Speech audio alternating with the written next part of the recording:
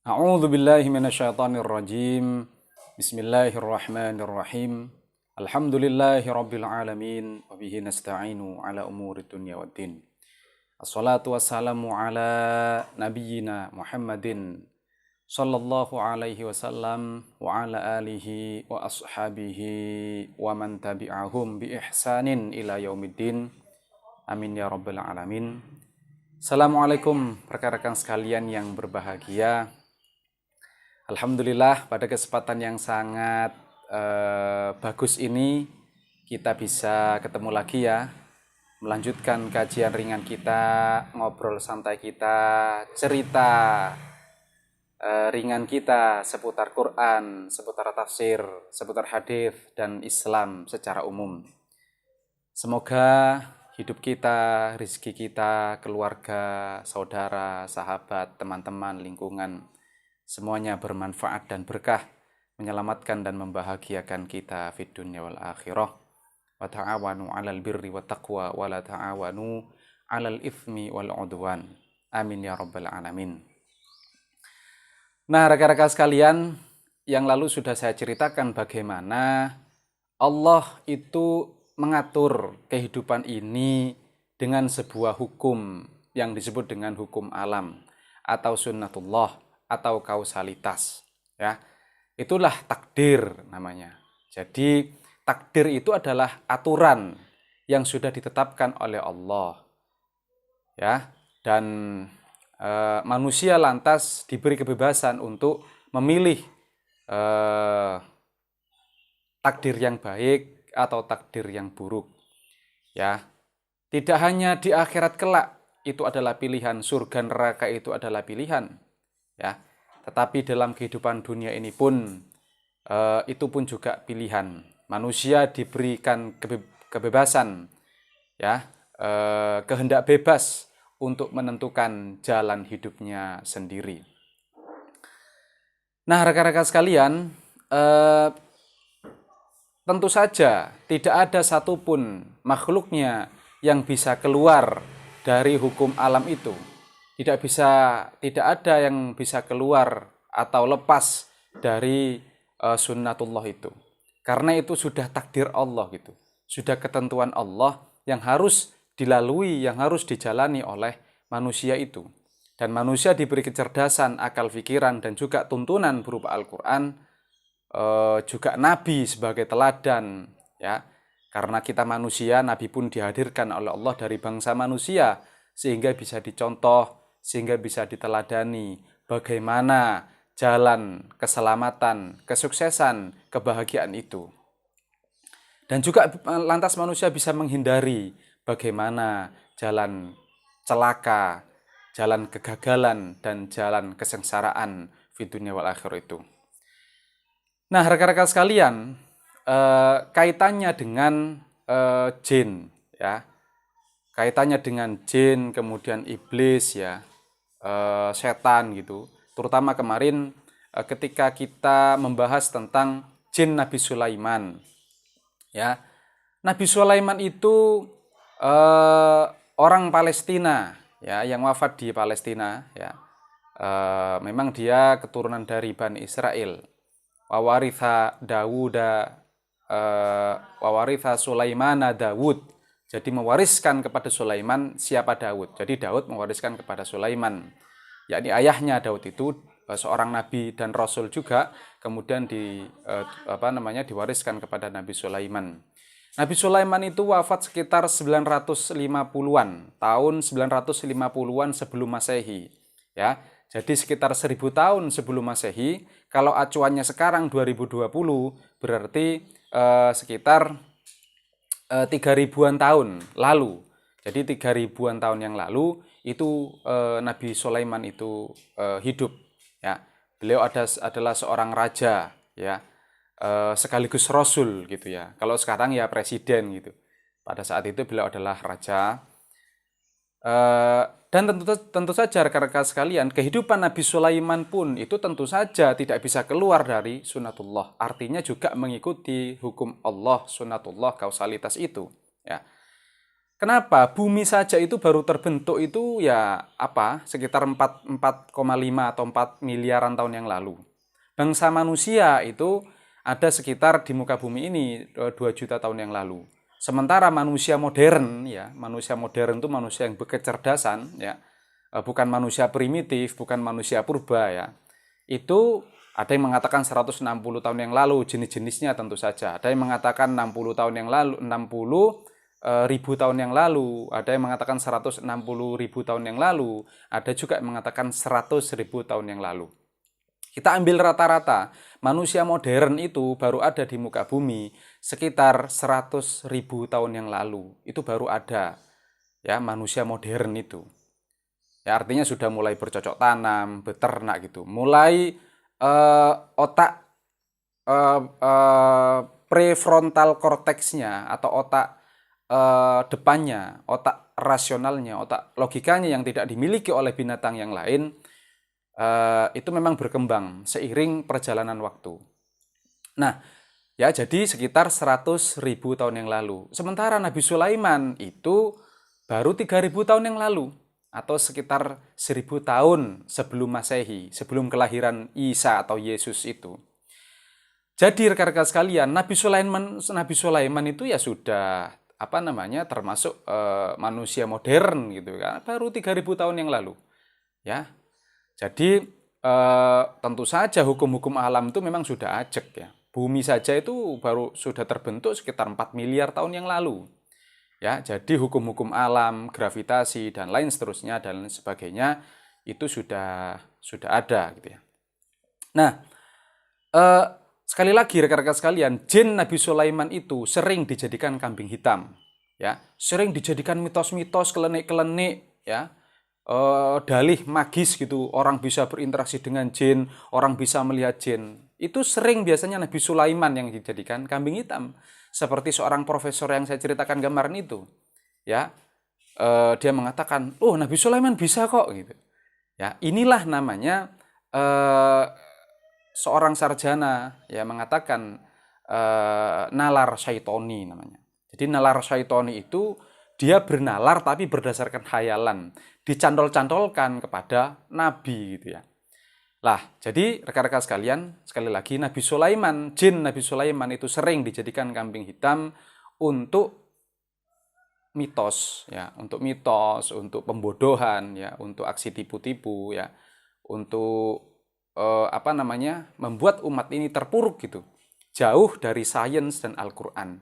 Memang orang itu kalau sudah jauh dari Al-Quran dan sains ya, dari ilmu pengetahuan, ya biasanya ya mistis gitu, mitos.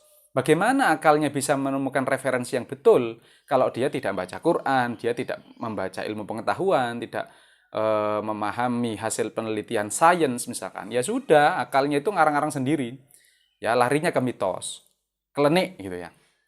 Mari kita amati ya, jin Nabi Sulaiman itu di surat An-Naml kemarin, surat 27, ayat, kita coba baca ayat ketika Nabi Sulaiman berinteraksi dengan jinnya, dan ya sekitar surat 30, ayat 38 sampai 40-an ya, ini tidak terlalu panjang, maka kita coba baca Arabnya ya. A'udzubillahi minasyaitonirrajim, bismillahirrahmanirrahim. Qala ya ayyuhal mala' ayyukum ya'tini bi arsyiha qabla ayyatuni muslimin. Setelah dialog alot atau surat itu tidak menemukan kesepakatan antara Nabi Sulaiman dengan Balqis, Balqis tetap mau menyembah matahari dan juga ingin menyogok Nabi Sulaiman.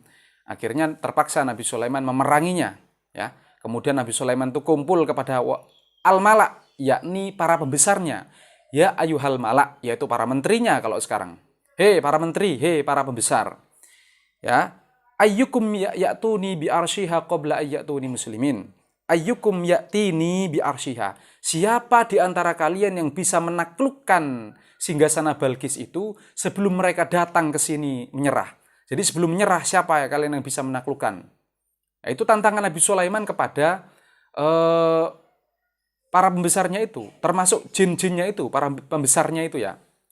Nah, jadi di sini ya'tini bi arsyiha, mendatangkan singgasananya di hadapanku, itu kadang langsung ditafsirkan ujuk-ujuk celing, magic, kayak sulapan gitu. Oh, enggak seperti itu, rekan-rekan sekalian.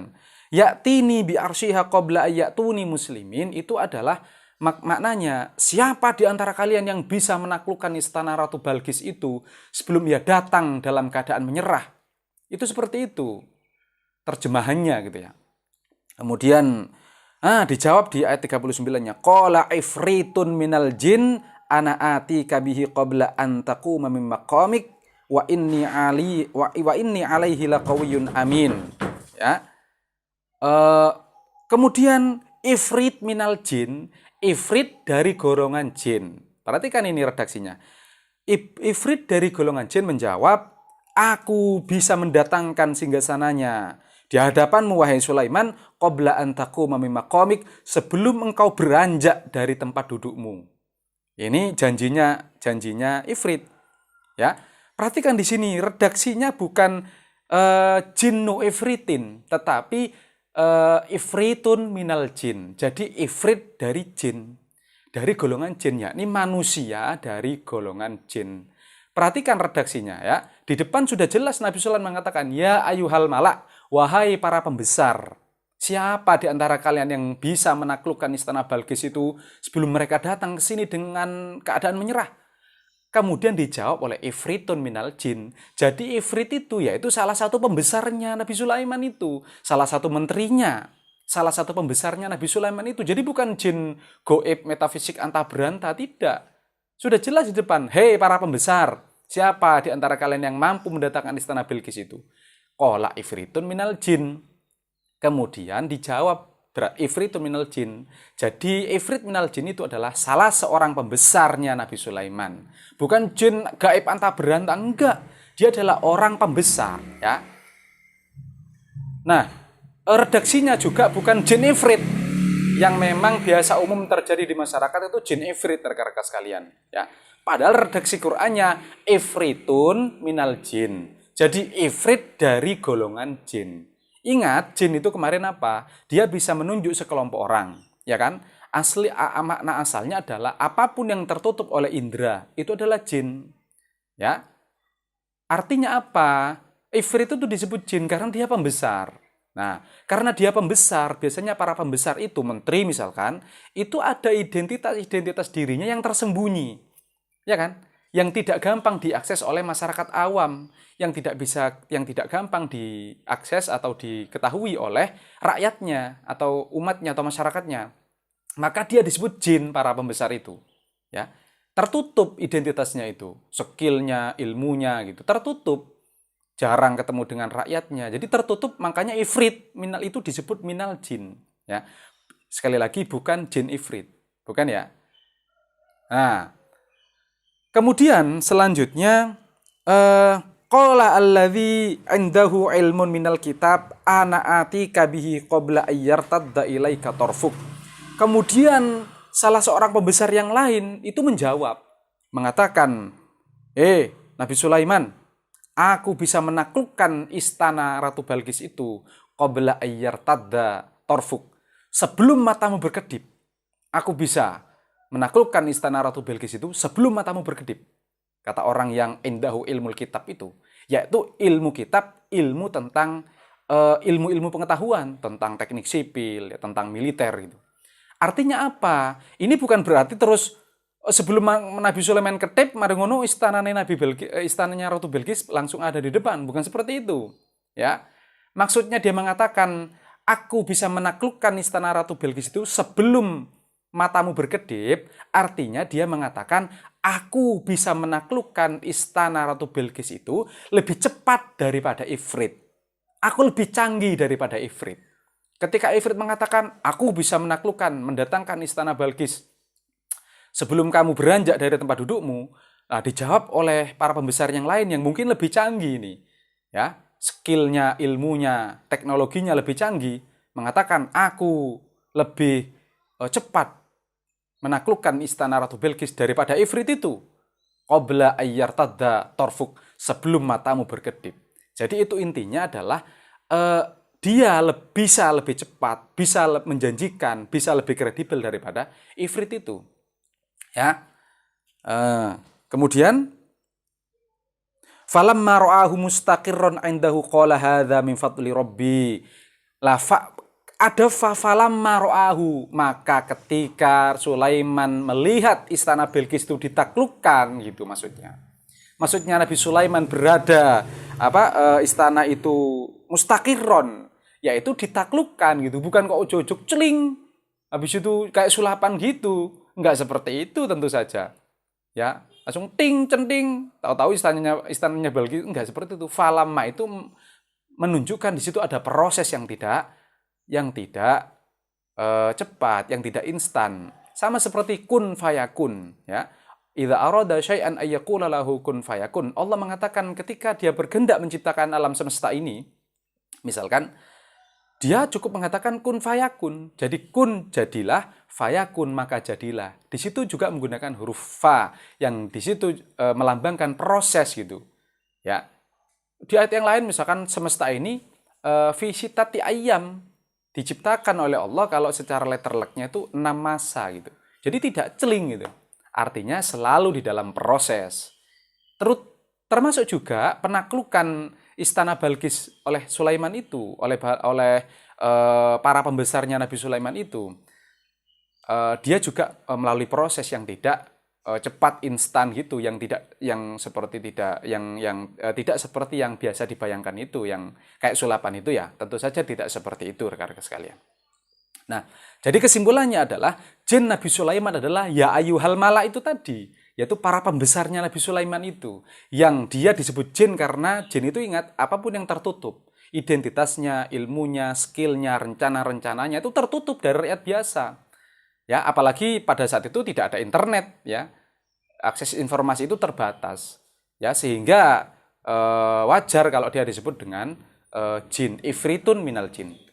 Kemudian sekali lagi kita sering juga mendapatkan bahwasanya al-jin itu disandingkan dengan al-ins, ya. Itu juga menggambarkan bahwa al-jin itu ya para pembesar, menteri, panglima gitu ya. Orang-orang khusus salah seperti itu. Al-ins, nah ini rakyat biasa, rakyat jelata, rakyat biasa pada umumnya itu al-ins, ya. Itu kesimpulan yang bisa kita ambil itu. Jadi rekan-rekan sekalian, sekali lagi tidak betul kalau jinnya Nabi Sulaiman itu dibuat dalih ya untuk pembodohan gitu. Untuk akal-akalan gitu ya. Tidak betul seperti itu, ya. Termasuk para pembesarnya Nabi Sulaiman itu pun menaklukkan istana Ratu Bilqis itu tetap dalam bingkai kausalitas sunnatullah. Oke, rekan-rekan sekalian, saya rasa itu yang bisa saya ceritakan pada kesempatan kali ini. Mudah-mudahan ada manfaatnya. Akhiru da'wahum anilhamdulillahirabbil alamin. Assalamualaikum warahmatullahi wabarakatuh.